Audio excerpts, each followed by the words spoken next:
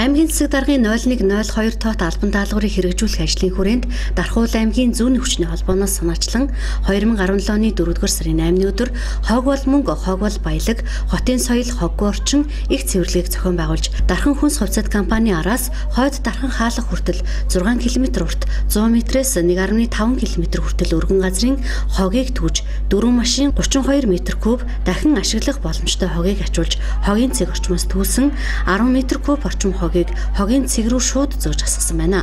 За энэ сарын 8-ны өдөр зохион байгуулсан бүх нийтийн цэвэрлэгэнд зүүнний хүчний холбооны 11 тэргүүлэгч, аймгийн засаг даргын хамгийн газрын 31 албан агч, Дархан сумын иргэдийн хурлын тэргүүлэгч, багийн иргэдийн нийтийн хурлын дарга нар, аймгийн боловсрол соёл урлагийн газрын албан агчид, зоод зохицолбор, оюун ирээдүйн зохицолбор сургууль зэрэг ерөнхий боловсролын сургуулийн нийтдээ 121 багш ажилтнууд, аймгийн нийтийн аж ахуйн үйлчилгээний газрын 11 ажилтан, 4 автомашин, аймгийн мэргэжлийн хэлтийн газрын 28 багч нийтдээ 751 иргэн оролцож урд Дархан хаалга орчим газрыг цэвэрлсэн байна. Тэд 8 м3 хогийг шуудайлж аймгийн нийтийн аж ахуйн үйлчилгээний газарт дуудлага өгч ачуулсан байна. Бид нэр нийтийн аж ахуйн үйлчилгээний газрынхаа одоо цэвэрлэж хүч хүрэхгүй байгаа энэ зам талбайг бол энэ боловсролын байгууллагынхаа ажилчдын санаачлагаар цэвэрлүүлэх үйл ажиллагааг зэрэгчээ алба маань Дархуул аймгийн засаг даргын санаачлагаар бол анх санал тавьсан. За үүнний дагуу бол энэ зүүнний хүчний холбоо боловсролын байгууллагын маань дарга нар бол энэхүү хог бол мөнгө, хог бол баялаг юм а гэдэг урайндор энэхүү нийтийн цэвэрлэгээний ажлыг бол зохион байгуулж байна.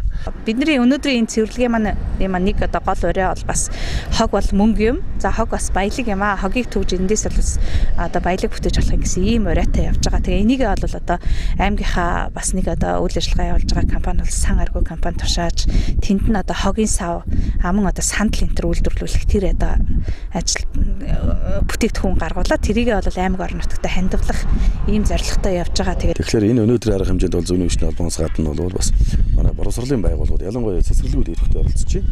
Тэгэхээр боловсрол соёлын газрын соёл урлагийн газрын хамт олон бол энэ ажиллагаанд идэвхтэй оролцож байгаа талархаж байна. Хог бол мөнгө, хог бол баялаг их цэвэрлэгийг челленж маягаар үргэлжлүүлэх өгöd эх 7 хоногийн амралтын өдрүүдэд эрүүл мэндийн салбарын их цэвэрлэгийг үргэлжлүүлэх юм байна.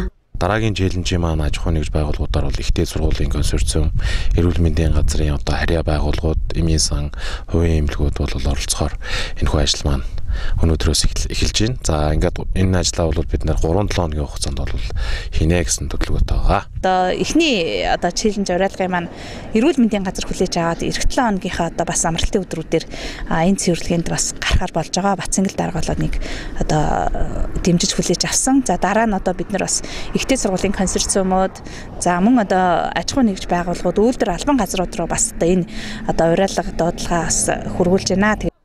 За их цэвэрлэгийг нийтийн эзэмшлийн гудамж, зам талбай, гэр болон орон сууцны хороолол, харааголын эрэг дагуу хийнэ. За энэ үеэр аж ахуйн нэгж байгууллагууд орчныхоо 50 м газрыг цэвэрлэх бөгөөд уярын хамгаалтын барилга байгууламж, гууж алга, зам доогуур хус нэвтрүүлэх хоолон ахуйн гаралтай хог хаягдлыг гарган очихоос гадна замын нуух, автобусны буудлын орчмыг цэвэрлэхийг аймгийн удирдлагуудаас уриалж байна. Тэгээ энэ урай дуудлагад Дархан сумын иргэдийн төлөөлөгчдийн хурлын тэргүүлэгчид, багийн иргэдийн нийтийн хурлын дарга нар бид бас дэмжиж, нэгдэж, оролцож цэвэрлэгээ хийж байна да. Аж ахуйн нэгжүүд байгууллагад уриалахад заавар нэг өөрсдийнхөө хэмжээнд байгууллагынхаа орчмыг 50 м газраа нэг удаа цэвэрлэх биш. Тогтмол хоггүй байх талаар л анхаарч ажиллаач гэж хүсч уриалж байна.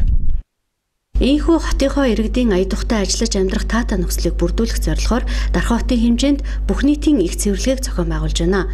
Гаднах орчныхоо цэвэрлэгийг зохион байгуулаагүй, хангалтгүй зохион байгуулсан аж ахуйн нэгж байгууллагуудад хариуцлага тооцох юм байна.